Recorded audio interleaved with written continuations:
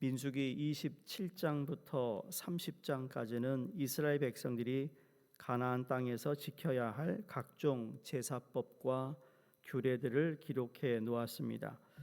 그중 마지막 규례가 서원에 관한 것인데요.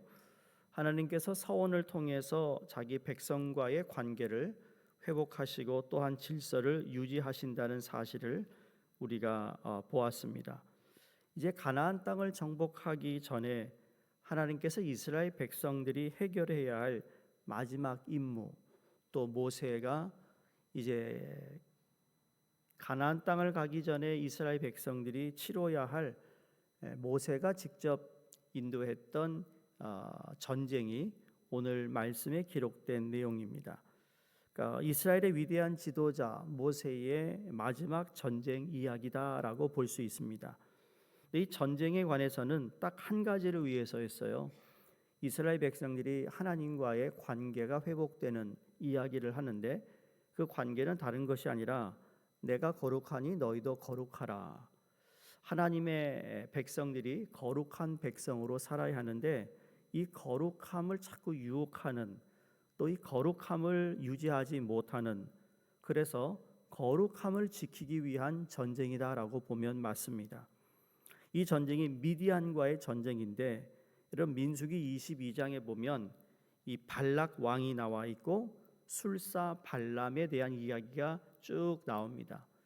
이게 그냥 한 장이 아니라 여러 장을 통해서 이 술사 발람에게 이 모압 왕 발락이 저 이스라엘 백성을 저주해 달라라는 요청을 하지 않습니까? 그래서 발람은 3번이나 이스라엘을 저주하려고 했으나 모두 실패로 돌아가게 됩니다. 하나님의 백성이니 어떤 저주도 또 어떤 사술도 통하지 않습니다. 하나님께서 허락하지 않으시니까. 이때 술사 발람은 돌아가기 전 모압 왕에게 이스라엘 백성들을 망하게 하는 방법을 한 가지 알려줍니다. 그것은 그들이 스스로 하나님을 버리게 하는 것이었습니다. 이에 모압 여인들은 이스라엘 남자들을 유혹하여 그들의 신전에서 함께 제사를 드리도록 초청을 합니다. 근데 그 당시 모압이 섬기는 이방 신에게 제사를 드리는 것은 성전에 있는 창기들과 성적으로 문란한 행위를 하는 것이었습니다. 바알 신이다, 아스라 신이다, 이렇게 구약 성경에 나오는 신이 나오잖아요. 그 신전에서 이루어지는 것이 오늘 미디안 사람들이 했던 이방신 우상 앞에서 했던 행위라는 것이죠. 근데 이것이 거기에서 그치지 않습니다. 그 그리스에 가면 신전들이 많잖아요.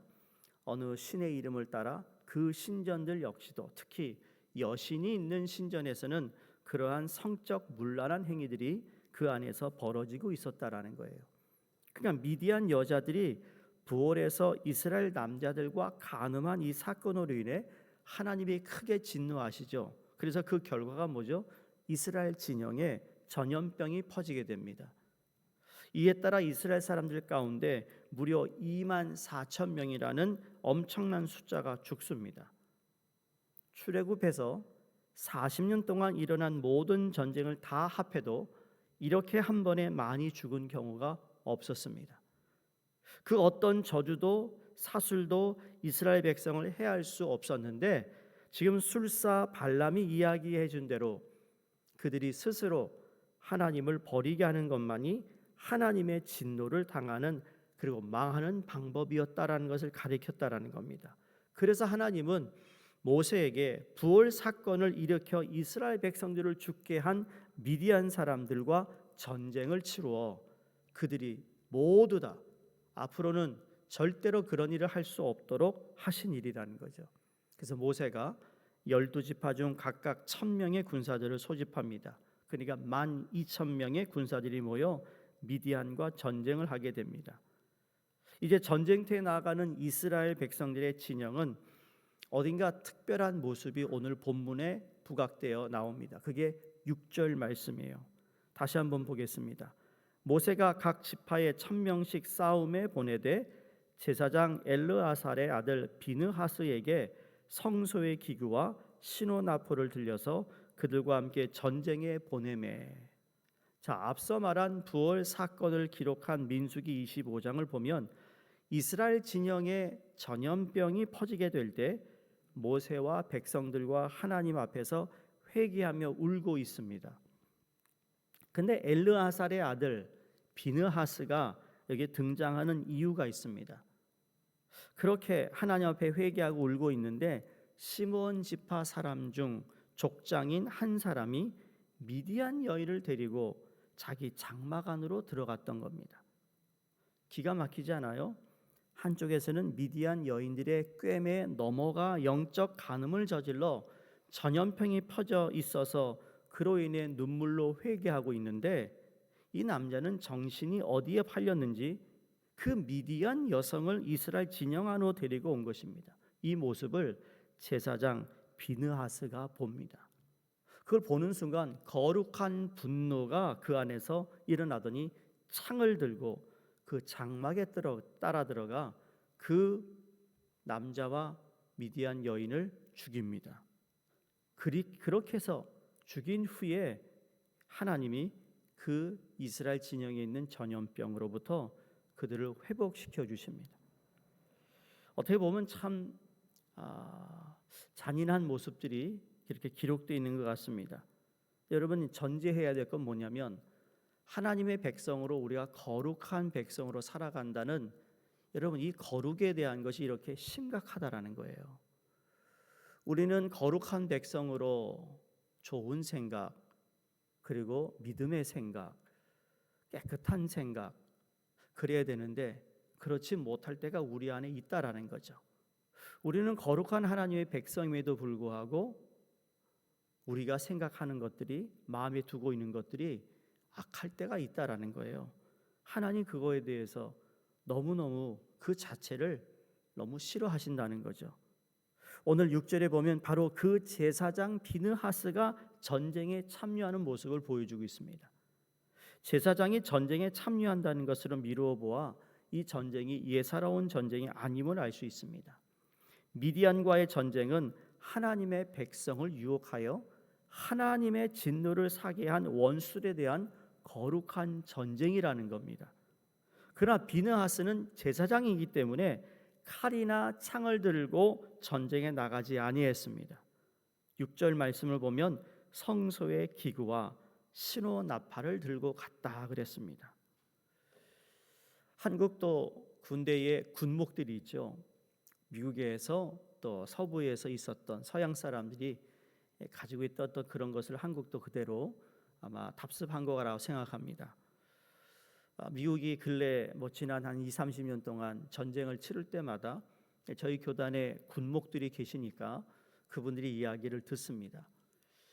그러면 그런 이야기를 하는 가운데 이런 것이겠나라는 생각을 해봐서 이 말씀을 보면서 전쟁에 나가는데 꼭 군목에 기도를 받고 나간다는 거예요.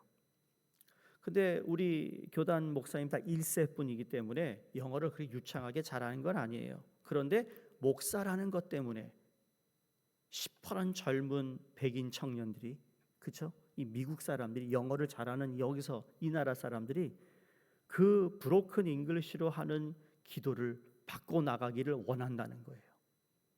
그리고 군목이 나갈 때, 전쟁에 나갈 때 그냥 기도하고 보내면 되는데 우리 또 한국 군목들은 말이죠, 다 군대를 갔다 왔잖아요. 그래가지고 같이 나간대요, 같이. 그러면 군목이 나가면 군목을 지키는 병사가 하나 있습니다. 군목은 총도 찰 수 없고 아무도 찰 수 없어요. 십자가 하나만 가지고 나가거든요. 그런 군목을 지키는, 따라다니는 이 군목의 바리가드가 있는 거예요. 그런데 이라크나 이란이나 이렇게 아프간 이런 전쟁을 치르고 돌아온 우리 군목들의 얘기가 한 명도 군목은 죽지 않았다라는 거예요. No casualty. 그 말은 여러분 그만큼 영적인 사기를 하나님께서 올려놓고 있다라는 거죠. 전 이 말씀을 보면서 그런 생각이 들었어요. 전쟁터에 나가는데 이 비느하스가 성소의 기구와 신호 나팔을 들고 갔다. 여러분, 성소의 기구라는 건 별거 아니에요. 지금 제사장이 입고 있는 옷을 의미한다고 전 이해합니다. 뭘 어떤 기구를 가지고 나가겠어요? 그러나 기억하시죠? 우리가 출애굽기를 읽을 때 하나님께서 성막을 준비하시고 그 다음에 제사장의 옷을 준비하시면서 기록했던 내용들을 보면 그 내용 자체가 하나님의 임재를 상징하는 것이었어요. 그러니까 오늘날의 군목이 전쟁에 나갈 때 십자가 있는 마크 있는 거 하나만 들고 입고 나가는데, 여러분 그래서 적군들이 제일 먼저 누구를 먼저 스나이퍼들이 사살하는 줄 아세요? 군목을 먼저 찾는데요. 군목을 죽이면 사기가 죽으니까. 참 희한해요. 여기서 그런 내용이에요.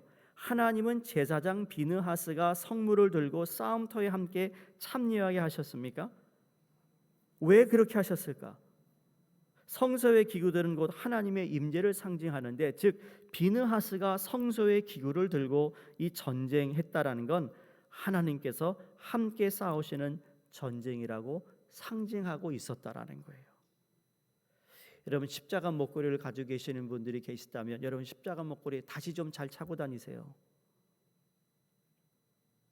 크고 비싼 것이 중요한 게 아니라 그걸 통해 주님이 나와 함께 하심을 내가 믿는다는 믿음이 그 십자가에서 나타나야 된다는 거죠. 수도원에 있었던 수도원의 어떤, 그래서 한국에도 우리 제가 좋아하는 선배 목사님 가운데 그분이 수도원, 소위 말하면 그 묵상했던 수도원들의 삶을 공부해서 박사학위를 받은 목사님이 계세요. 그분은 본인뿐만 아니라 모든 부교육자, 목사인 사람들은 나무로 만든 큰 십자가를 달고 다니게 하시더라고요.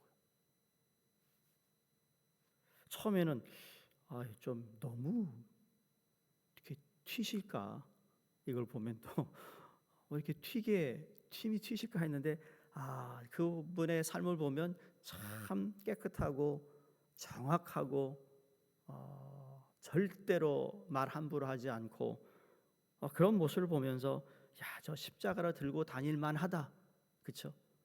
여러분 자동차에 지금 It's okay with Jesus 스티커 붙여놓으셨죠? 가끔 저도 이렇게 붙여놓고 가다가 저 스티커가 있지, 조금 좀 잘 좀 자제하자, 그런 마음이 들거든요. 근데 그게 없었다면 나도 모르게 무의식 중에 함부로 운전하고 함부로 할 텐데, 저게 있으니까 그래도 하나님의 자녀로서 살아가는 어떤 그거를 잘 지켜주는 것이 아닐까라는 생각을 합니다.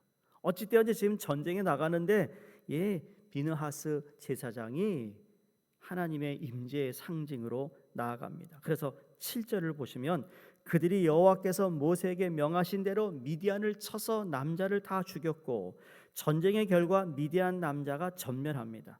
하나님께서 말씀하신 대로 남자는 한 사람도 남겨두지 말라 했는데 미디안이 여러분 약한 족속이 아닙니다. 전쟁에 능한 사람들입니다. 그런데 하나님께서 함께 하시자 이스라엘이 전쟁에서 큰 승리를 거두게 되었던 겁니다. 자, 8절을 한번 보시기 바랍니다. 그 죽인 자 외에 미디안의 5 왕을 죽였으니 미디안의 왕들은 에위와 레겜과 수루와 흐루와 베람이며 또 부올의 아들 발람을 칼로 죽였더라. 여기 마지막 누가 죽었어요? 부올의 아들 발람입니다. 발람 때문에 일어났던 이 일들이 이제 발람이 죽으로 말미암아 모든 것이 끝났다라는 거예요. 여러분 여기가 사람이 죽었다라는 것으로 표현되고 있지만 영적으로 우리 해석할 때 내 안에 죽어야 할 것이 아직 있어요. 내 안에 발람이 있을 수 있어요. 하나님부터 멀어지게 하고 싶은 어떤 유혹이 우리 안에 있다면 그게 발람인 것이죠. 이 사람이 바로 모압 왕에게 이스라엘 백성이 망하는 방법을 알려준 사람이에요. 이스라엘 백성들이 스스로 하나님의 저주를 받도록 미디안 여인들이 유혹하도록 만든 사람, 그 역시 하나님의 심판을 받게 되었다라는 겁니다. 하나님은 이스라엘 백성들로 하여금 우상 숭배와 음행에 가담하게 한 미디안 족속에게 크게 분노하셨을 뿐만 아니라 여러분 그거에 대한 결말이 오늘 본문 말씀에 기록되어 있습니다. 이것이 미디안과 전쟁, 바로 모세의 마지막 사명이었다라는 점 역시 이 전쟁이 시사하는 바가 큽니다. 우리는 이 세상에서 거룩한 하나님의 백성으로서 우리의 신앙을 변질시키고 우리로 하여금 하나님으로부터 멀어지게 하는 그 모든 악한 세력으로부터 맞서 싸워야 한다는 사실입니다. 그대로 방치되어 두면 언젠간 그것이 내 발목을 잡을 것이고 나를 넘어지게 할 거라는 것이 우리 안에 내가 알고 있는 것이 있다면 여러분, 그걸 과감하게 예수 그리스도 이름으로 끊어내시기를 주의 이름으로 부탁합니다. 하나님을 버리고 또 사람이나 다른 것을 의지하는 것, 하나님을 말고 다른 것에서 인생의 가장 큰 기쁨을 발견하고 살아가는 것, 이 모든 것을 성경에서는 우상 숭배라고 말합니다. 이스라엘 백성들은 우상 숭배해서는 안 된다는 것을 너무나도 잘 알고 있었음에도 불구하고 이 미디안 여인들의 유혹에 넘어가게 되었다라는 거죠. 바라기는 여러분, 하나님의 법도 알고 하나님의 말씀도 알고 신앙생활도 꽤 했는데 여전히 그 무언가가 하나님보다 말씀보다 달콤하게 우리 눈이 뒤집어지게 하는 그런 것이 있다면 이런 그게 하나님보다 더 사랑하는 것이 되었고 그것이 바로 나의 우상일 수 있다라는 사실을 기억하며 우리는 두려워한 마음으로 날마다 하나님 앞에서 내 자신을 점검해야 될 줄로 믿습니다. 여러분이 하나님보다 더 의지하는 것이 있습니까? 하나님보다 더 갈망하는 것이 있습니까? 내가 하나님보다 더 두려워하는 것이 있습니까? 이 모든 것 다시 한번 하나님 앞에 거룩 전능하신 우리 하나님 앞에 우리가 거룩한 백성으로 오직 하나님 한 분만 사랑하고 주님만 의지하고 주님만 경외하고 주님을 경외함으로 갈망하는 우리 모두가 되시기를 주의 이름으로 축복합니다. 기도하겠습니다. 하나님 아버지 감사합니다. 하나님의 은혜와 구원에 감사드립니다. 그 은혜를 알면서도 때로는 이 세상 것들이 너무 좋아 보여 하나님을 멀리하지는 않았는지 하나님 이 아침 우리의 마음을 다시 한번 돌아봅니다. 세상의 것들로 유혹받아 하나님보다 그 외의 것을 더 사랑하진 않았는지 만약 그랬다면 저희를 용서하여 주시옵소서. 하나님 우리 어리석음을 용서하시고 연약함을 불쌍히 여겨 주셔서 하나님께서 주신 생명, 하나님께서 주관하시는 생명, 하나님께서 마지막 순간까지 지켜주실 생명에 감사하며 저희도 끝까지 하나님만을 붙잡고 거룩한 하나님의 백성으로 살아가게 하셔서 오늘도 주님이 허락하시는 승리를 경험케 하여 주시옵소서. 감사드리며 예수 그리스도 이름으로 기도드리옵나이다. 아멘. 우리 함께 기도하겠습니다. 방글라데시의 다스제랄드 리스파 선교사님과 태국의 박윤식 박명순 선교사님, 또 라오스의 최춘호 선교사님, 그 외에 저희 교회 이제 6월에 있을 우리 EM 수련회와 또 BBS와 또 여름 학교와 그리고 저희가 이제 단기 선교 팀이 준비하고 있는데 이 모든 것들 하나님께서 함께 해주시고 하나님 영광 받아 주시옵소서. 기도하겠습니다. 할렐루야. 하나님 아버지